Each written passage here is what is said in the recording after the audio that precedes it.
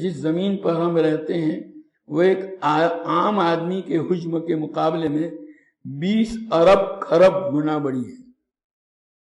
ایک آدمی انسان کا جو جسم ہوتا ہے، اس کا بدن، اس کے اعتبار سے یہ ہماری دنیا جو ہے، یہ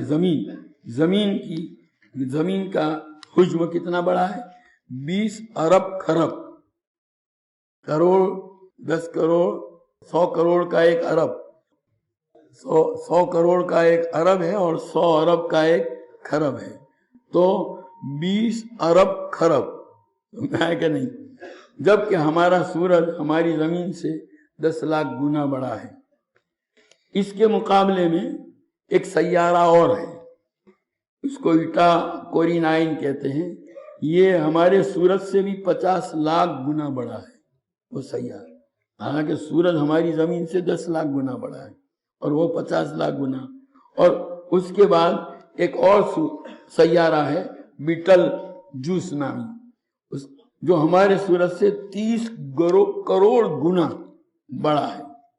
اور پھر ایک اور سیارہ ہے وی وائی کینس، جو اس کی بڑائی کا کیا کہنا، یہ ستارہ ہمارے سورج سے 1 ارب یعنی جو ہے 100 کروڑ گنا بڑا ہے۔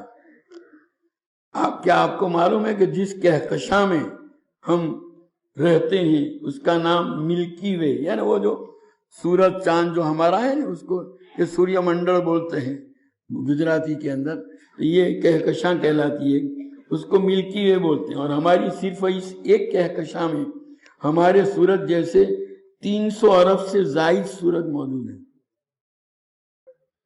اور یہ کہکشاں اتنی بڑی ہے کہ اگر ہم کسی ایسی چیز میں سوار ہوں جو 1 سیکنڈ میں 3 لاکھ کلومیٹر کا فاصلہ طے کرتی ہو، یعنی 1 سیکنڈ میں زمین کے 7 چکر لگانے والی ہو وہ چیز، تو اس کو بھی ہماری اس کہکشاں کو پار کرتے کرتے 1 لاکھ سال لگ جائیں گے۔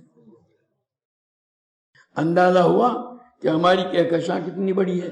لیکن نہیں، ہم آپ کو اپنی پڑوسی کہکشاں میں لے چلتے ہیں، اس کا نام اینڈرومیڈا ہے، وہ ہماری کہکشاں سے 2 گنی ہے، یعنی 2 لاکھ سال لگ جائیں گے، لیکن یہ بھی چھوٹی ہے۔ M81 نامی کہکشاں ہماری کہکشاں سے 60 گنا بڑی ہے، جبکہ IC 1011 ہماری کہکشاں سے 600 گنا بڑی ہے۔ اب سمجھ میں آیا کہ اللہ کی قدرت کتنی وسیع ہے۔ ابھی یہ سلسلہ ختم نہیں ہوا، جیسے ستاروں سے کہکشاں بنتی ہے، آپ کو معلوم ہے ان کہکشاؤں سے کلسٹر بنتے ہیں، اور جس کلسٹر میں ہماری کہکشاں واقع ہے اس کا نام ویرکو کلسٹر ہے، اور صرف اس ایک کلسٹر میں 47,000 کہکشائیں ہیں۔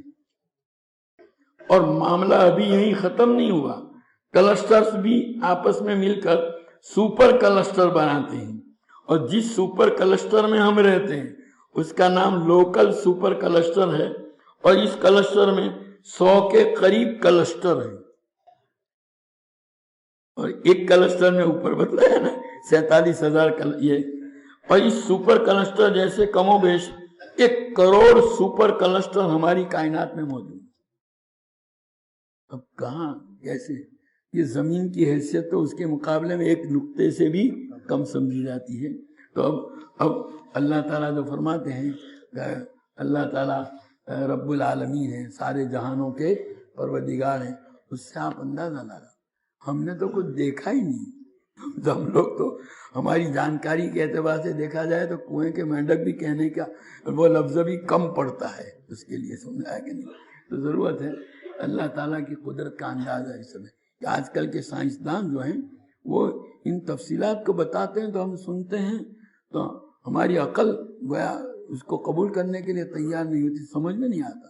اتنی بڑی کائنات ہے، اللہ اس ساری کائنات کو بنانے والا بھی ہے اور اس کی ضرورتوں کو پورا کرنے والا بھی ہے، اور ان میں سے ہر ایک کو اپنے کمال تک پہنچانے والا۔ تربیت کہتے ہیں ہر کسی بھی چیز کو جو ہے درجہ بدرجہ دھیرے دھیرے اس کی جو انتہا ہے وہاں تک پہنچانا۔ جیسے انسان بچہ پیدا ہوا، اب اس کی تربیت کا مطلب یہ ہے کہ बचपन से लेकर एक कामिल इंसान नौजवान बनता है, वहां तक उसको पहुंचाने के लिए जितनी भी मेहनत की जाती है उसको ताबीर करेंगे कैसे? तरबियत से। तो अल्लाह ताला सारे जहानों और जहानों के अंदर जितनी भी मखलूक़ात है सारी मखलूक़ात का पालनहार है। तो अब अंदाजा लगाओ अल्लाह ताला की कुदरत का। तो अब यूं कहा जा सकता है कि सारी तारीफें जितनी भी हैं किसके लिए हैं?